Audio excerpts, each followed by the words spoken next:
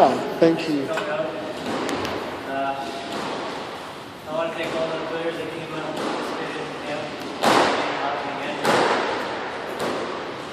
Our team, Cameron,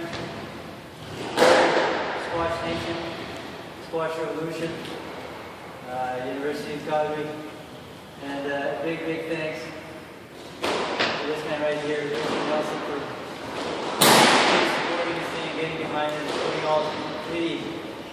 We didn't do any of the work, we just showed up and coached this man here. He's been at it for 3 months.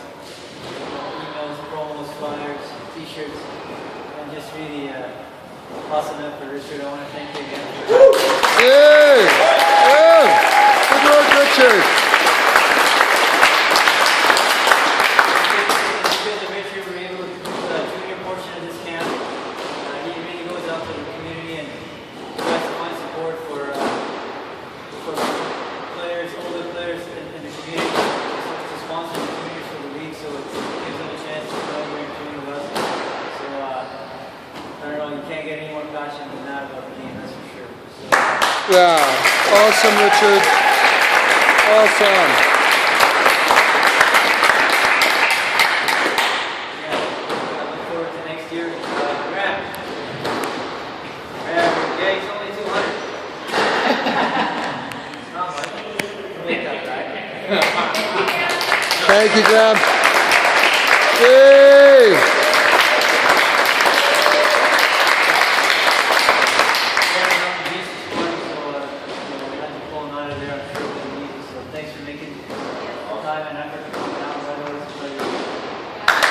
Thank you.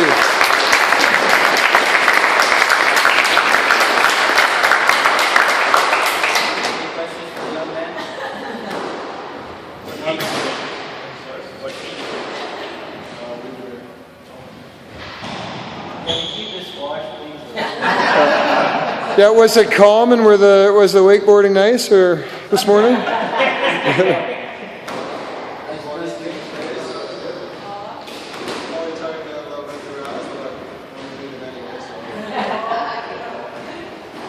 I don't know. Well, he came on quiet, must have been the sun, but I couldn't keep up with that pace. Not pretty Yeah, I got a question. So how will you attempt to keep that pace going into the next match against Mr. Razik?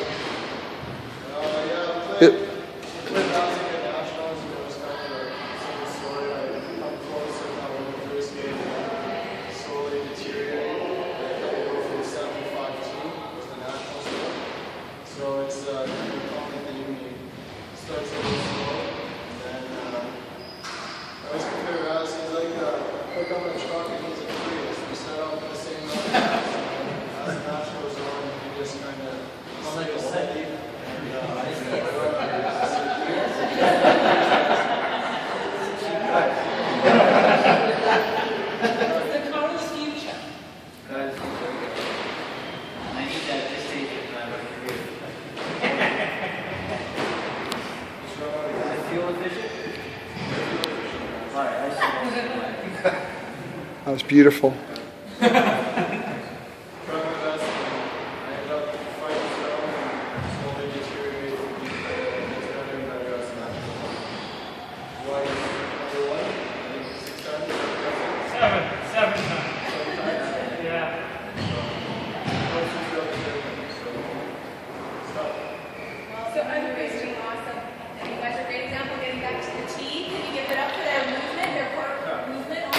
Oh yeah.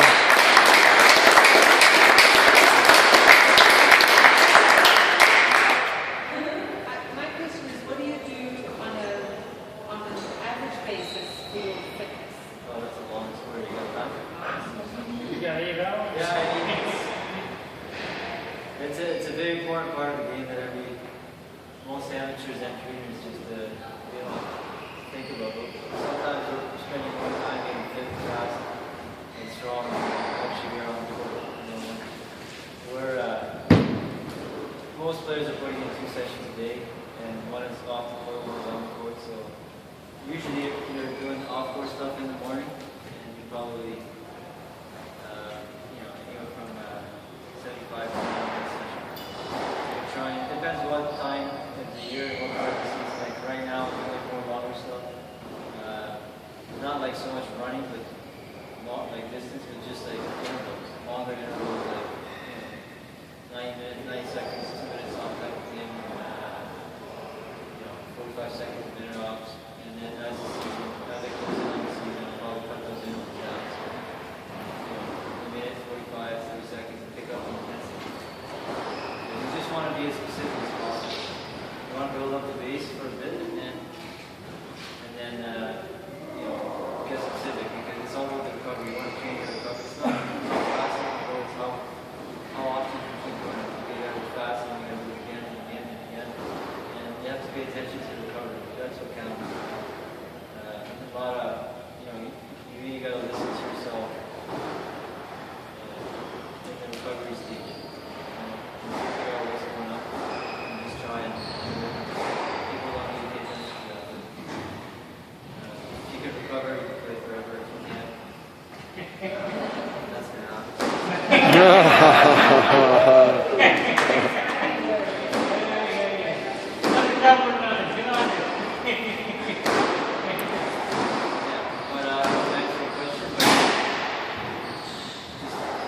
there's a lot of squash, you do everything, running, biking, there's a lot of twisting and turning, so I do flyweight, I do weights,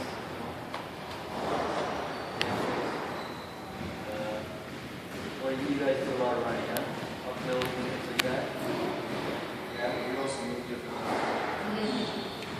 We're not as efficient as so I work a lot on explosives, and that's why I try and apply pressure.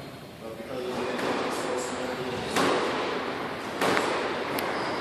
this keeps going. That's not true. I mean, you get broken a lot, but a better player. You just gotta sustain it. Eventually, it's proof that the best players play at the quickest pace. And what happens, the difference between top 10 and top 20 is basically top 30, top 40 is the pace. We're all there at the beginning. If I play the world number 1, I'm going to be right there at the beginning of every game. So 4-5 all of a sudden. My pace will drop off a little. My pace will just keep going up and stay up. And then I'll just fall off. And my movement will break down. And then it's over. There's nothing you can do.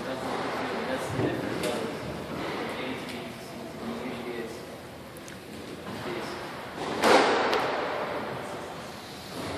Alright. When's your next event? Same as Graham, I think we're going to Mexico for the Pan Am Champs. Do it, you guys. Bring us home a medal, you guys. Are you sharing? Are you sharing in Mexico?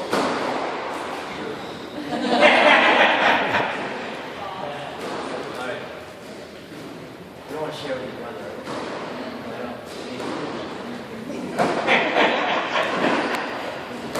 How do you play top player? How do you play top player? Is there anything special? I want to take that one. I just played them, and based on what I just learned, you have to spell small differences. So, for example, I try and aim in should be as long as I can, and I find that the longer I go top guys, the more adjustments. So there's no point in that. I try and do it as best as I can, because even though it might work at the start, I can't sustain that. So what I try to do, especially when the guys that are top 20, top 30, is you just try to keep on going as long as possible. So figure out a way, either you keep the ball going up and down the wall and just hang in, because I find that the more I'm on court with them, the more I can adapt to the pace. Because at the very beginning, the pace is so great that you end up just like, if you're not careful, it can be over in 2 minutes, and then you just walk out. So you have to try and make it as long as possible. If you're not on court, the way you adapt to how you're going to play the next game. So always try to keep in there as long as possible. That's what I do. That's something. It's a good point. You got to try and stay with it as long as you can. There's nothing you can do. You got to get better before you can play it. So you want to stay there as long as you can. Try and score from them as much as possible. The last thing you want is to get discouraged. Oh, this guy's killing me. Like, oh, you want to stay on there. If you play it 10 times,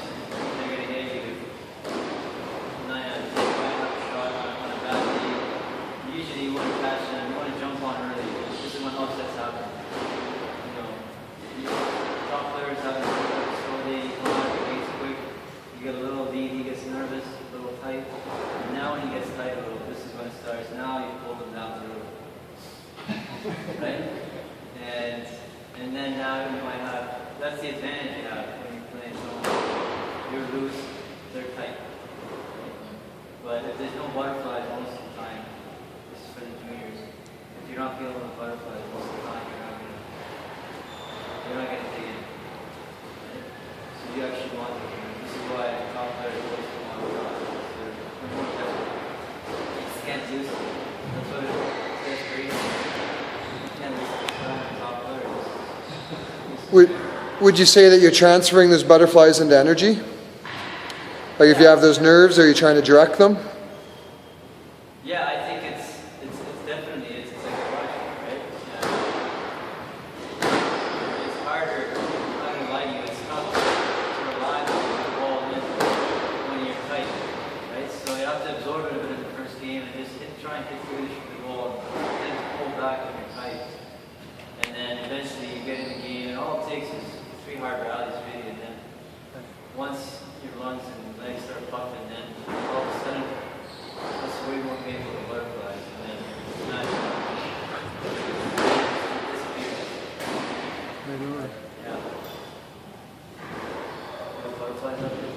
I still get nervous playing here, so I've been playing too often. We get the chance to play more when I get into that sort of treat.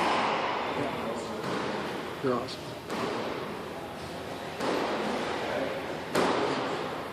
We'd like to thank those two. Thank you guys.